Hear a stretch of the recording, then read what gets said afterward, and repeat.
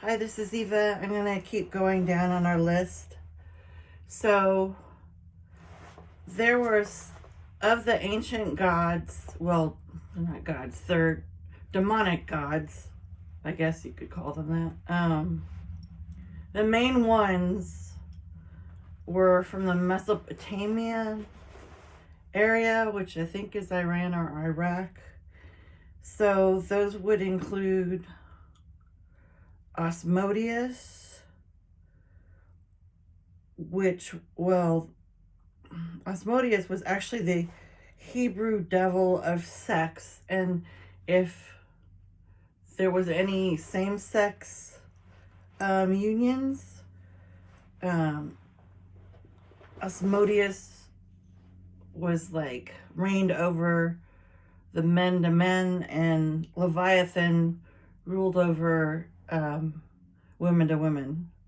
Then there was Lilith, which everybody's pretty much heard of her. She was Adam's first wife before Eve, and she was made just the same way he was created, like a whole person created, not from, a part of his body to make a whole her. But she refused to lay down with him, so she ended up leaving because I guess, didn't want to be part of a couple. I don't know. But she's a female demon, obviously. She's always comes up as somebody who works in the dark of night. She is supposed to be very seductive, but she's also kind of very fierce and revered. Beelzebub, the other name for that is the Prince of Hell. That's also the same demonic reference in Lord of the Flies book. Moloch, I did a lot of research on Moloch. Moloch is like, he's a whole bull, and then the rest of him is man. So it's a lot like Egyptian gods, where they're part animal and part human. And Moloch is kind of a horrible one because the big thing with him is child sacrifice. So many of the times they would give up children for sacrifice, and they'd be thrown in the fire. It's like his huge statue, and then there's like this sort of, I don't know what you want to call it, like altar, and then it's got flames. It's all on fire. It's like an altar of fire for the sacrifice. So Baal, also, which is Baal, is another very indicative of the major demonic gods. Baal is also King Ahab, and like Jezebel used him for child sacrifices. He's also known for being a very harsh critic, sort of getting in your head, and either flattering you to a point where you become kind of egocentric and make mistakes, or being really hard on you, so you start to harshly judge yourself. He mercilessly promotes cruelty, and the Moloch thing and Baal both kind of reminded me, of course, of the Epstein thing, because those are two gods that prefer child sacrifice be included in their ceremonies. So Asmodeus, okay, we already went through that one. Leviathan is another big one. And then the fog, then there's some that they don't really have like people names. Uh, the fog of chaos is one of the gods. That's what it's called. It's shrouded in mist. It sowed seeds. What it does is it's like the god of confusion or the devil of confusion. I gotta quit saying God. The demon of confusion. So it sort of gets in your head and it sows seeds of confusion and makes you start doubting yourself. And it makes you question your sanity, almost like you're gaslighting yourself. The silver-tongued spirit or demon is somebody, that's almost like a narcissistic demon, where it's very charming, it tells you what you want to hear, it's very beguiling. It kind of like just gets you wrapped up in words. And then it's like a snake. It looks like a snake, like a silver snake. It weaves words. It's like it has sort of a. Well, I mean, snakes are known for being hypnotic. Like how they do with the cobra, where the guy will play the flute and the cobra will dance. It's kind of like that. Of course, Lucifer, which is a fallen angel. Now, the fallen angels are completely different than other demons because the fallen angels, they all have their own bodies. All the demons have to, except the main super ones I'm talking about, have to go find a host body. So usually that's a person, of course. But they can enter animals as well. But that's the only way they can really do anything with force is if they're in a body. Like with the pigs, when Jesus calls out Legion, I think it's like 1,000 or 2,000 demonic spirits he has in him, this one man on this island, and they all ask to go in the pigs because they prefer to have a host body. Otherwise they're just spirits that are just sort of flying around in the air, and they have less of a impact on people because the whole point of demons is to irritate people, provoke them, agitate them, like cause them to screw up so that they'll sin and sin so much that they'll lose their standing in heaven, and then like Lucifer will have more more of a body count down there of people he's turned to the bad side. Beelzebub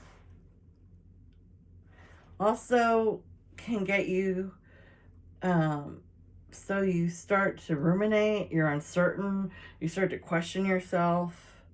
It's almost like you're the shadow of your potential, but you're not like your true self or your most highest good, you're further down the line. So I guess it's got some insecurities to it. Beelzebub, from all the paintings and art I've ever seen, or in biblical studies, Beelzebub is always like a fly. I always thought he had like a fly sort of top body, and then he kind of has legs, so it's like I guess he's kind of human. Then there's Amnon and Belgor. Belgor has to do with rejection, humiliation rituals, making you think you're not good enough. That when you make mistakes, it's proof or evidence of why you shouldn't even bother trying to be a good human and go to heaven, because you can't get it right anyway. And then you internalize blame, so you like use your own mistakes against yourself. Asmodeus, it works on sort of the inside of you, and it also conjures up inaction, self-blame. Belgor also makes you have like this false sense of power, like I guess it's like pride, or well, I mean, I guess pride's real, but sort of a false sense of self. So vanity. You think more of yourself than you should. It also has, Belgor has like a freeze response. It can get you so you're so sort of helpless or trapped in your own ruminations that you just freeze up instead of like communicating. Your communication is poor. Greed and stagnation, I think, have to do with, oh, I can't read my own handwriting. That's unfortunate. Mammon. Mamon. Mammon is one of the other major demons. So then, like, these other demons that don't have bodies, they're just sort of, you know, like I said, looking for a host. So they're very like vampires, or I mean, a lot of times they call them like energy vampires, but they're very much like aggressive. They're trying to find a body that they can take over. So they're very hostile and aggressive. And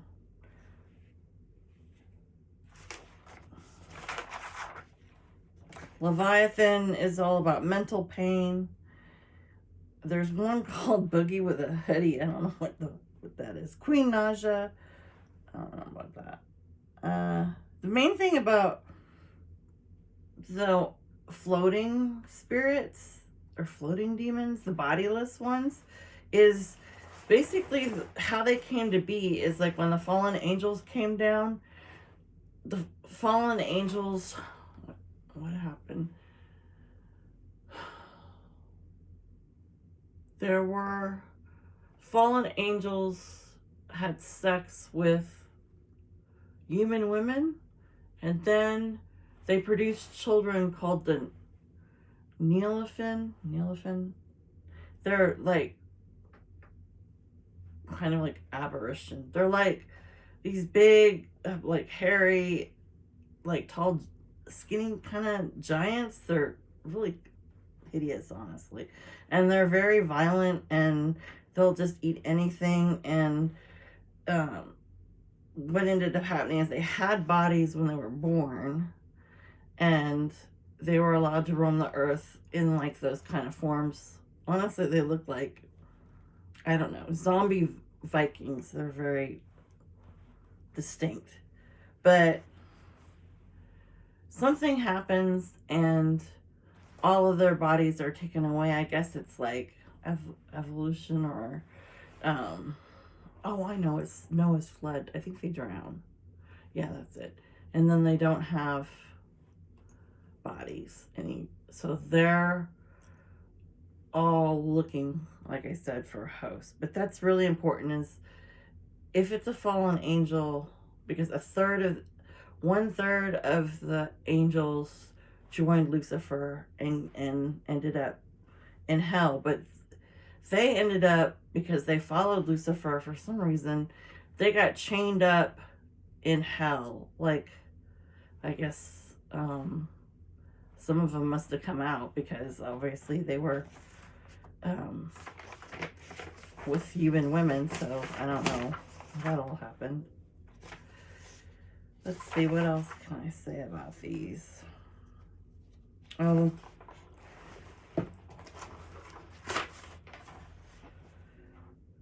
monitoring spirits is a pretty standard, smaller type spirit. We're not talking about the big demonic main god demons. These are like smaller, not small, like the size of a human, I guess. And what they do is they get into your body, like you breathe them in, or like something about like they enter your body and they make you into like being possessed by them. You actually become like obsessed with spying on other people. Like you're get it monitoring, like they monitor you and everything you do. So that's a monitoring spirit, and that's all they do. They'll do it with technology. They'll do it with like stalking you and following you. I mean, but they're not. They don't really do anything. I mean, they're kind of harmless. Like that's all they do is like collect information about you and like follow you around or watch everything you do or listen to everything you do, but they don't attack you or anything. Provoking spirits are much more annoying, and they'll just like poke at you, pry at you. It'd be like if you were with a person who would not leave you alone, like kind of like when people are like on drugs or something, or they're drunk and they're belligerent and they just will not stop asking you same question over and over again. That's like a provoking spirit. It's like something that's nagging, annoying, like very verbal. So that's another one. The monitoring one I know they talk about in Psalm 91. And if you want to try to get rid of them, anytime you use Bible verses, they hate the word of God, so they'll go away then. But that's true of all these demons, but there's also like spirits like the trickster spirit. That's like more like, I think of that more with like Santeria and which is like voodoo. It's like Catholicism and voodoo from Haiti merged into one religion because they didn't allow the people that they enslaved to practice their own gods. The Orshu, Orichas, Orshas. They weren't allowed to do that. So what they did is they hid their gods and merged them with Catholic deities, and so they would combine them. So it's like they made this weird hybrid of Catholicism. It's very popular in Haiti and here, anybody of Haitian descent. And the reason I brought them up is in New Orleans is definitely an area. Florida, I know, is an area a lot where they do like kill chickens, or they always have blood sacrifices. That was another thing that I was looking up, was how many, which ones of these do you have to do some kind of blood sacrifice for? And like in the Bible, people are constantly, like every single day, they kill a lamb or a young goat and sacrifice it to the Lord, like it's daily. So with these demons, the demon gods, the big main ones, they require blood sacrifices. But like I said, 2 of them require children. I don't know if it's 1 child per ceremony or if it's more than that. I don't know. And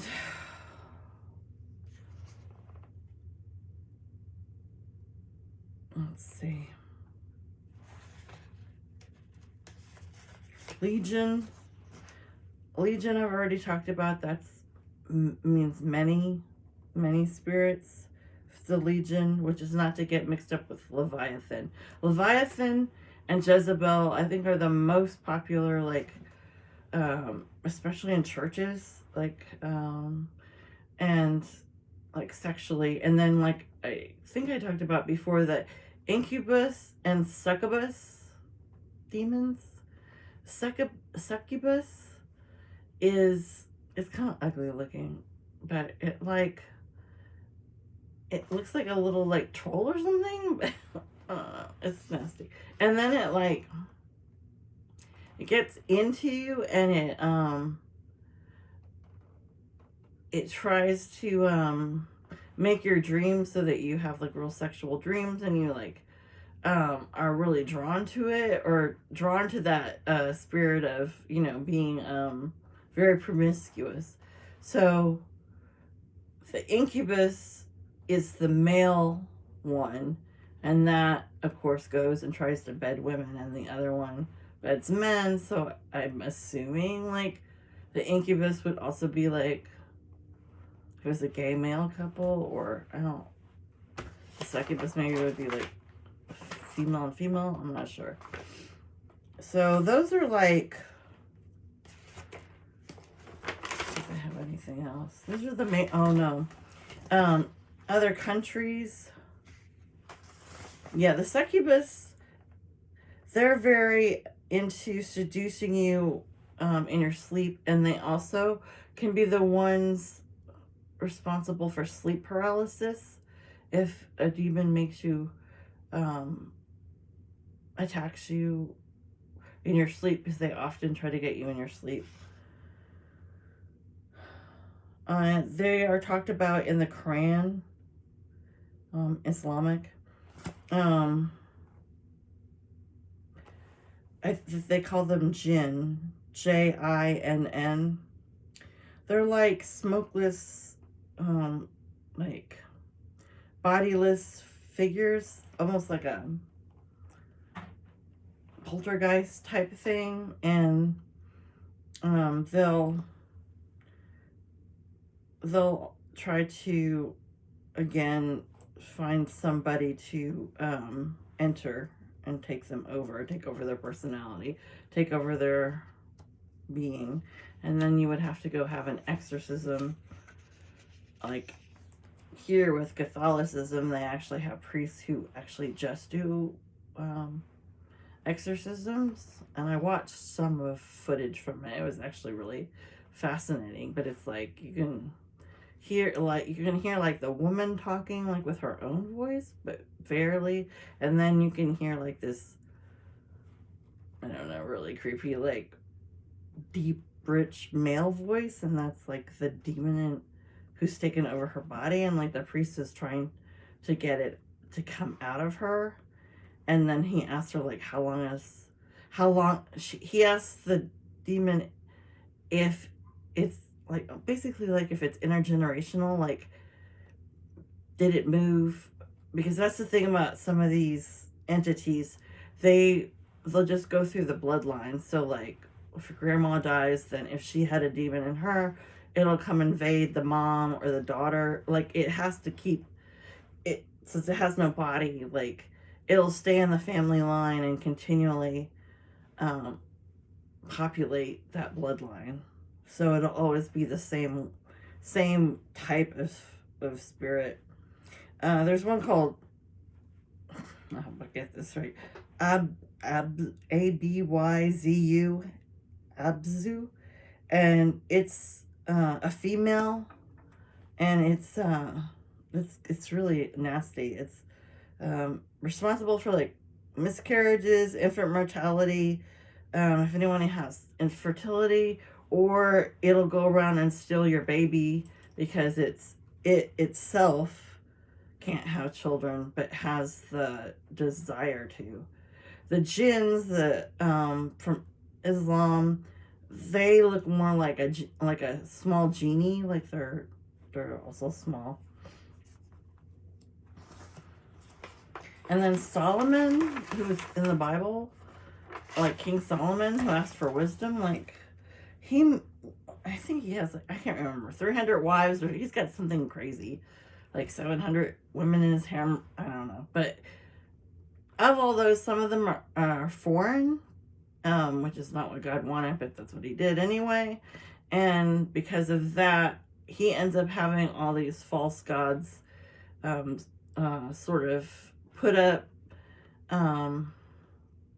He still has a Judeo-Christian space for worship, but he also lets all these other altars appear for false gods. And then that's like a part of the Bible where like he loses like his main being the sort of the patriarch of the whole area. Like he sort of goes downhill. All right, there We already talked about the jinn. Yeah, then there's some weird ones like ghouls. There's ghouls that come from like cemeteries, and then there's some beings that there's one demon that all it does it tries to get keys and unlock everything like in the natural world, like in the 3D world, and that's all it's about. Like they're usually all of the smaller entity ones have like they just have like one. They don't have like a whole list of things they do to you. They'll just focus on one thing. And then there's one that was real nasty. It was like I think it roams in the desert, so it's maybe not around people. It eats people though when it does find them. It has those like donkeys, and just different animal body parts.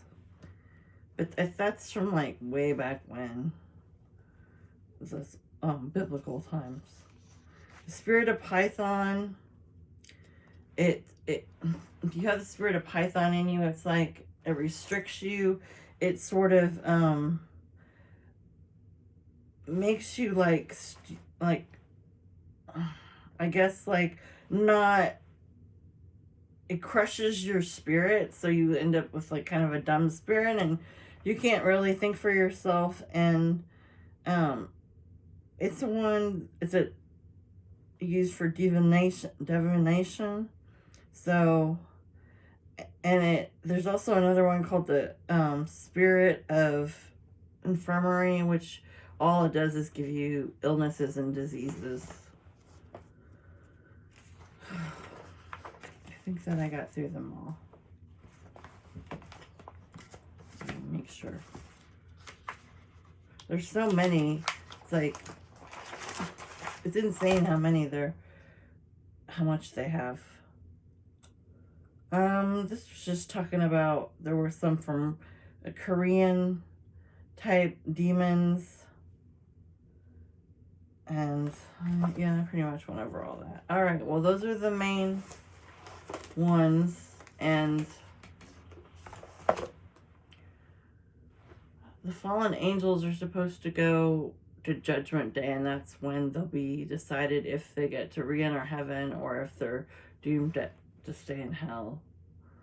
Now, see, all these are like really distasteful and like, I mean, they're really kind of hideous looking. Like if you look at the pictures of them, which was interesting because when you read Greek mythology, like Hades, who's king of the underworld, like he steals Persephone, who was like this young maiden, and her mother Demeter is in charge of seasons. Like there used to be on the earth only like I think spring and summer. There was no like colder weather, and Hades from the underworld, he comes up I think on a chariot and he steals Persephone while she's collecting flowers, and he takes her back down to hell, and she has to be married to him and lay with him and all that.